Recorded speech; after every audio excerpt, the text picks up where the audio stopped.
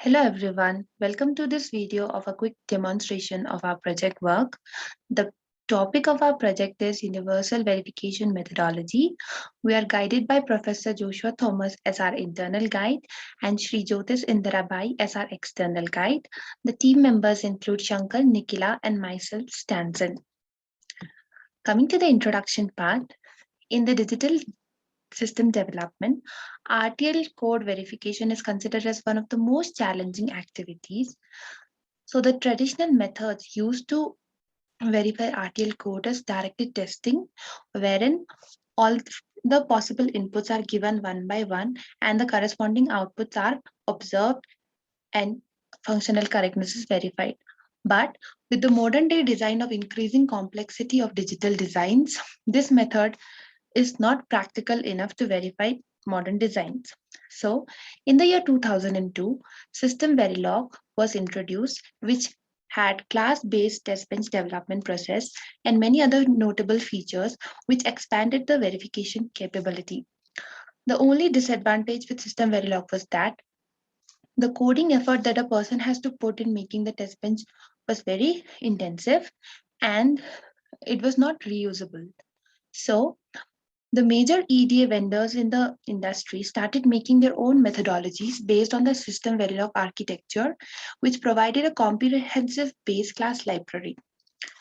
But because of this, a non-uniformity was created in the verification industry. So let us now see what is UVM. So UVM is now an industrial standard which aims at bringing uniformity in the verification industry. It enables faster development and reuse of test benches. And just like all the other methodologies, it also uses the syntax and semantics of System Verilog. And the main idea behind UVM is to provide a tool to the verification engineers to develop modular, reusable, and scalable test benches with much less effort. So, coming to the scope of our project, it includes study of UVM, wherein we study the concepts of Verilog, System Verilog, and UVM test bench architecture and syntax of UVM. Then comes the implementation part, wherein we develop test bench to verify ALU module as well as an SPA protocol unit. So this picture gives an overview of the UVM test bench architecture, how the components are connected with each other to attain the verification process. So the first module that we used as design under test for verification is an ALU module, which is a 32-bit module. Here two inputs A and B, both 32 bits are given to the ALU, and based on the ALU control signal, the operations to be performed is decided. Correspondingly, we get three results like ALU result, overflow flag, and Z flag, that is zero flag.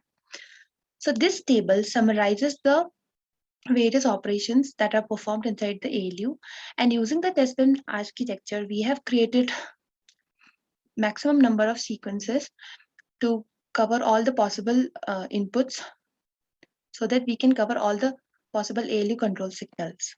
And the results are determined and checked for functional correctness. So the next unit that we use is SPA protocol. So inside this SPA protocol, we have one master, one slave unit. Here in the diagram, we can see the structure of this unit. So these are the control signals, and both the master and slave units have MOSI meso lines through which the shifting mechanism takes place between the master and slave. So this is how we are going to verify the SPA protocol. So here, let us now look at the simulation part. Inside the simulation part, we are using EDA Playground to write and simulate our codes. And EDA Playground enables us to use various commercial tools and simulators to verify our designs.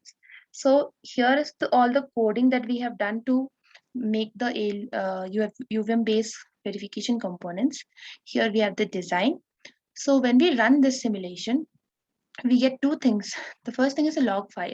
So log file shows all the packets one by one.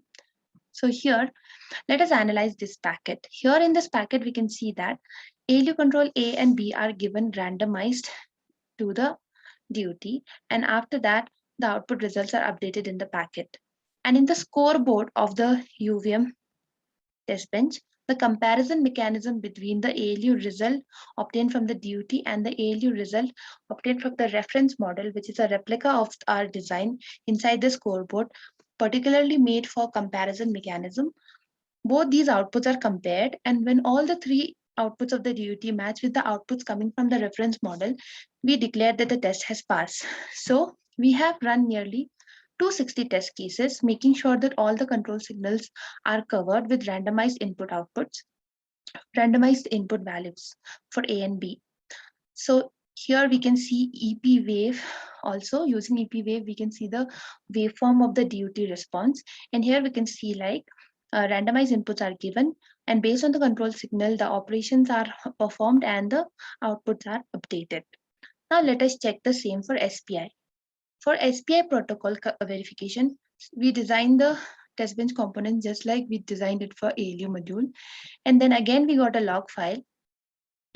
So in the log file, we can see, that we have again run many test cases.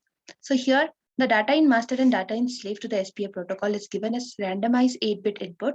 And in the scoreboard, the data out master and the data in out slave is compared with the loaded values. And when both the values are found to be interchanged with one another, we confirm that the data transaction from the master to the slave has been successful.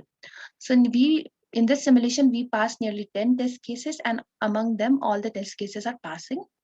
And also to confirm the SPI protocol using the waveform, we can see when the start bit goes high, the communication process starts, and when the load master goes high, we can see here, when the load master goes high, both the master and slave are loaded with randomized 8-bit input, and after that, the shifting process starts. And when the shifting process ends, the read master and read slave goes high, and both the master and slave are now giving the values which were now loaded, which was first loaded in the master is now coming out from the slave, and which was loaded in the slave is now coming out from the master. And this is how we confirm that our SPI protocol is also working fine. So this is all about the demonstration video. Hope you liked it. Thank you.